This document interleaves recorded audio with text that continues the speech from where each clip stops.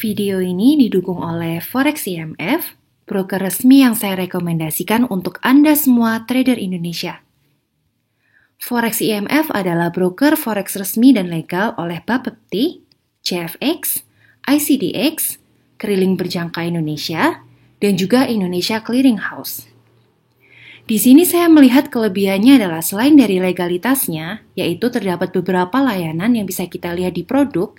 Di sini ada layanan signal trading forex, indikator forex, maupun komunitas forex selaku grup premium bagi para nasabah. Di referensi trading kita juga bisa lihat adanya analisa forex hari ini dan analisa forex mingguan seperti ini yang akan membantu kita dalam analisa forex sehari-harinya. Selebihnya, silakan Anda kunjungi link website yang sudah saya sertakan di link deskripsi video di bawah ini. Makasih. Kita akan lanjut lagi untuk membahas secara teknikal. Kan tadi kita juga sudah membahas mengenai dari segi news ya. Sekarang kita bahas secara teknikal untuk si DXY sama XLUSD. Oke, jadi di sini kita lihat dulu untuk DXY-nya kita pakai time frame 1 jam. Nah, kalau di 1 jam ini waktu itu ya di hari Jumat kemarin dia itu ada gap ya kurang lebih di harga 104.093 sampai 104.16. Kemudian kalau kita perhatikan memang gapnya ini terjadi pada tanggal 17 ya atau pada hari Jumat dan dia sempat dibawa naik itu kurang lebih ke harga 104.65. Nah, untuk penutupan si DXY sendiri itu berada di harga 103.8. Kemudian kalau kita perhatikan gapnya itu berhasil ditutup pada jam 10 malam ya sampai jam 11 malam itu ditutup gapnya sama dia di level harga kurang lebih resisten yang kita perhatikan untuk saat ini ya yaitu di 104.12. Jadi kenapa di 104.12 ini merupakan area resisten yang penting? Jadi kita perhatikan di sini di time frame 30 menit itu sempat beberapa kali area reject di level ini ya. Kemudian kita lihat lagi sebelah sini tanggal 16 Februari dia reject, kemudian dia turun ke 103.59, lalu dia naik lagi dan kemudian reject, baru dia turun lagi ke 103.79 dan dia baru naik lagi gitu. Artinya apa? Kalau kita perhatikan ya, selama si DXY bisa mempertahankan katalis positif ya dari data yang dihasilkan dari minggu lalu, DXY itu tidak boleh reject ya kurang lebih ke harga yang pertama kalau kita perhatikan itu di harga 103.785. Kenapa di sini? Karena ini adalah area swing low-nya dia. Ini swing high-nya dia, ini swing low-nya dia.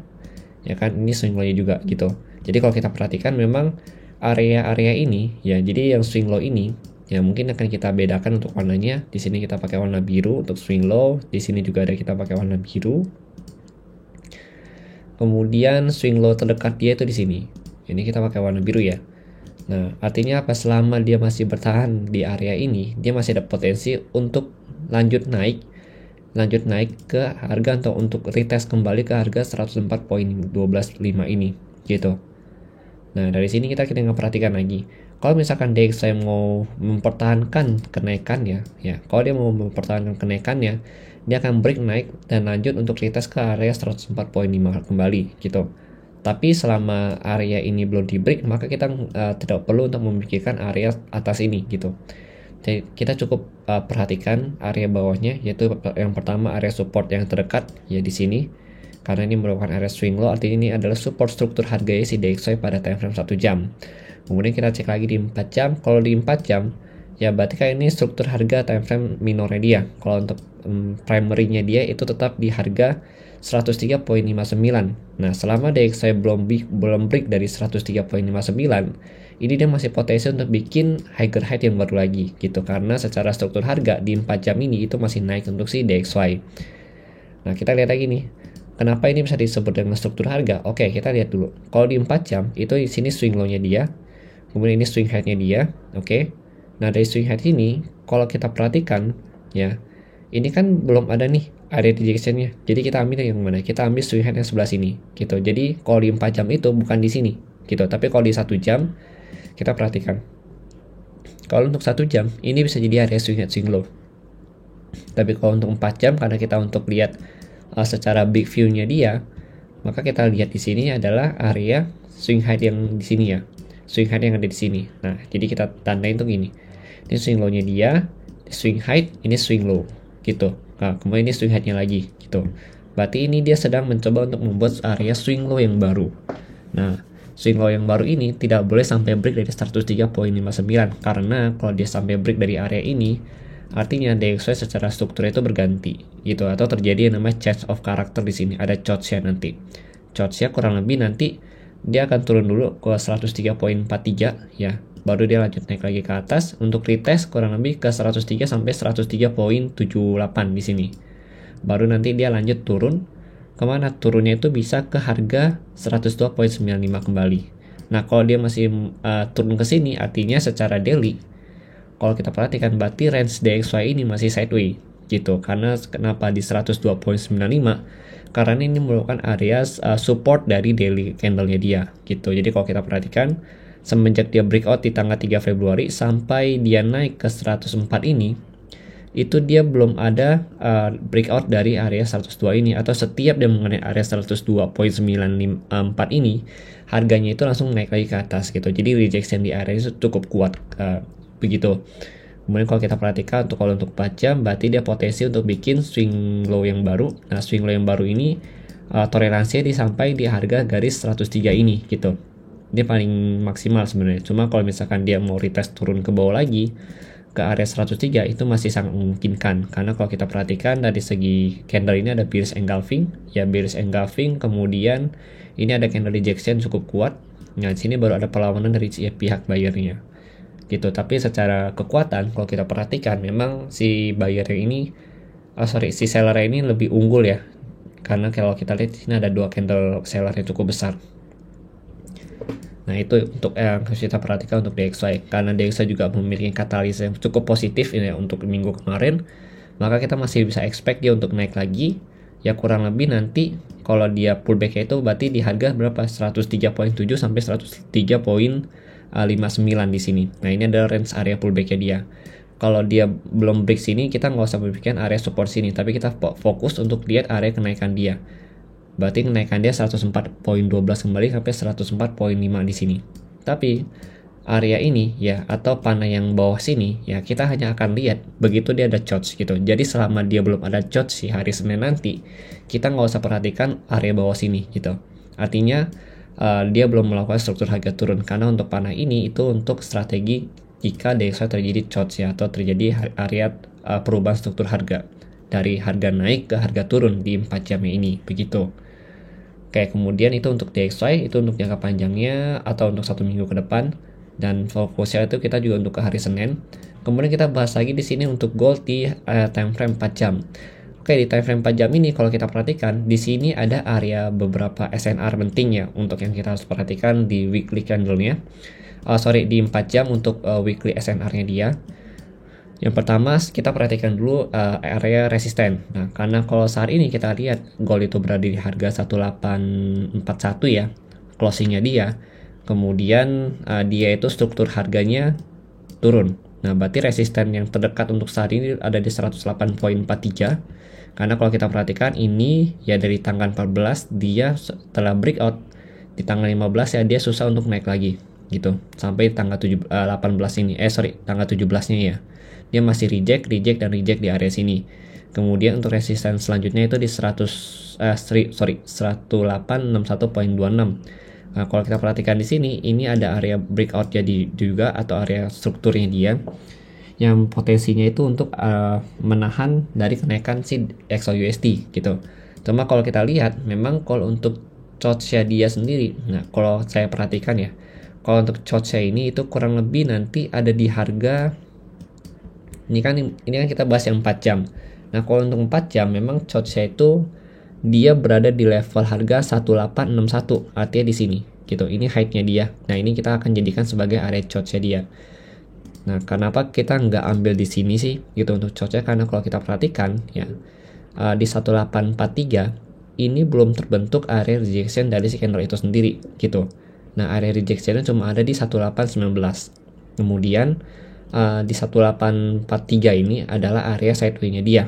Kalau kita lihat di mana di time frame 1 jam. Nah, kita lihat di time frame 1 jam ini dia ada beberapa kali sideway ya, dan memang ini belum menciptakan area swing height yang baru lagi gitu. Nah, untuk swing high yang barunya itu, kalau kita lihat memang ada di 1861 di sini. Nah, ini kita akan analisa untuk video ini memang khusus di time frame besar. Oke, sebentar. Nah, ini kalau kita lihat ya, dari struktur harga memang masih turun. Nah, chart-nya itu di mana? Chart-nya itu nanti ada di 1861. Artinya selama dia bisa break dari 1861 di sini, dia akan lanjut kurang lebih ke harga resisten terdekat itu di sini ya, 1880 ya. Sorry, 1880, 1885. Cuma kalau kita perhatikan untuk struktur selanjutnya itu atau resisten dari strukturnya itu ada di 1885 gitu. 1885 ini ya dia akan lanjut ke sini nih kalau dia operasi break dari 1861 ini. Tapi selama dia belum bisa break dari 1861, artinya si gold ini akan terus memulai area downtrendnya dia gitu. Kurang lebih kemana sih kalau downtrendnya ini? Kalau untuk downtrendnya itu kurang lebih nanti ke harga 1800. Tapi kalau saya sih prefer itu di 1783 kembali ya, karena 1800 itu memang kalau kita perhatikan ini juga area struktur harganya. Cuma kalau dilihat dari sentimen market yang ada di DXY yang memang datanya itu cukup bagus untuk minggu kemarin, maka kalau saya perhatikan sih cenderung target terjauhnya ya dari penurunan struktur harga ini itu ada di 1783 di sini. Ya 1783 berarti terakhir disentuh itu kurang lebih di tanggal 22 Desember 2022 kemarin. Nah, kemudian untuk 1800 ini kita juga bisa sebenarnya manfaatin untuk area short buy kita gitu. Kenapa? Karena ini juga merupakan salah satu area struktur harga. Ada satu di sini ya. Ini struktur harga dia juga gitu. Artinya dia menciptakan swing low terakhir sebelum dia break dari struktur ini. Nah, kalau kita perhatikan, kenapa sih DC 1819 ini merupakan area support yang cukup kuat untuk si XAUUSD ini sendiri? Karena kalau kita lihat di time frame besar, di tanggal 13 Desember, kemudian di tanggal 20 Desember, kemudian di tanggal 27 Desember ya, dan terakhir breakout di tanggal 30 Desember. Jadi dari awal Desember kalau kita lihat di sini, itu adalah area yang susah di breakout. Makanya kalau kita perhatikan, ini dia retest kemana? Dia retest ke area breakoutnya sebenarnya gitu. Dia retest ke area breakoutnya dia. Nah, kenapa kalau yang saya perhatikan itu yang saya bilang selama dia bisa bertahan di atas 1833 ya, itu dia akan naik. Nah, itu nanti akan kita bahas di mapping intraday nantinya gitu. Tapi kalau untuk di mapping 4 jam ini, kita juga harus fokus dulu ke 1843 ini. Artinya apa? Selama dia belum bisa break dari 1843, artinya dia akan potensi untuk retest ke area 1819 kembali.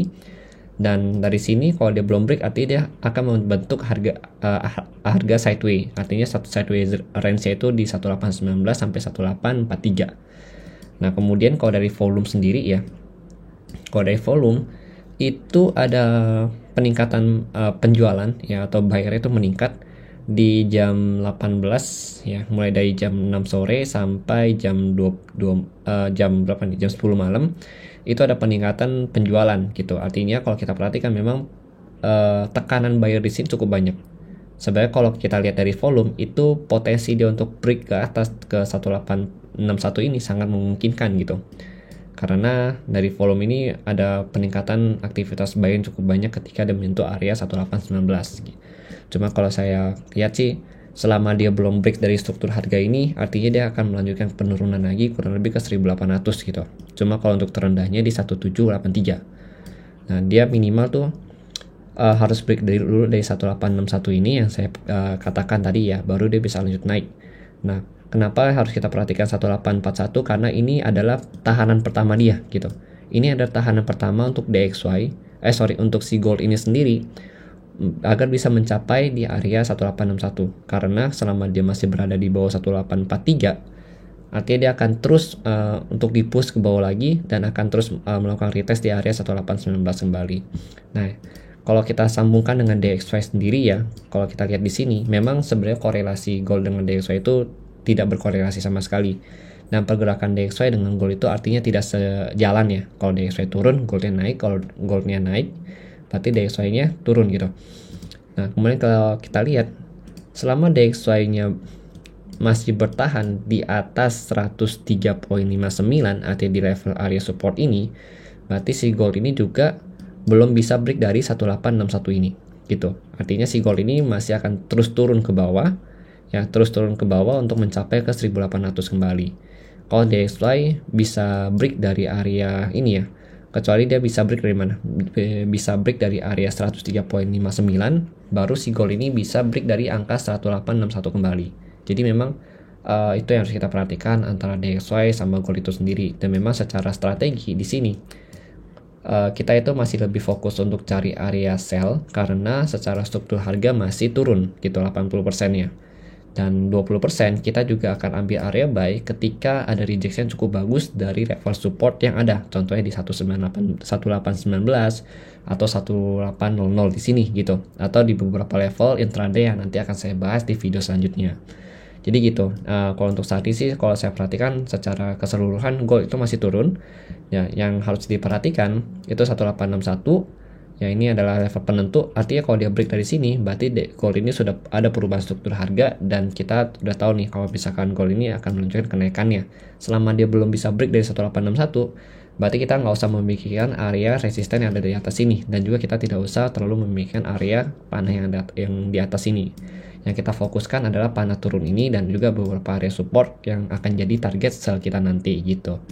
Oke, jadi mungkin sekian penjelasan dari saya mengenai XAUUSD dan juga DXY untuk weekly view dan juga big view-nya dia. Jadi semoga dengan ada video ini dan kita membahas secara mingguan memang menggunakan time frame besar.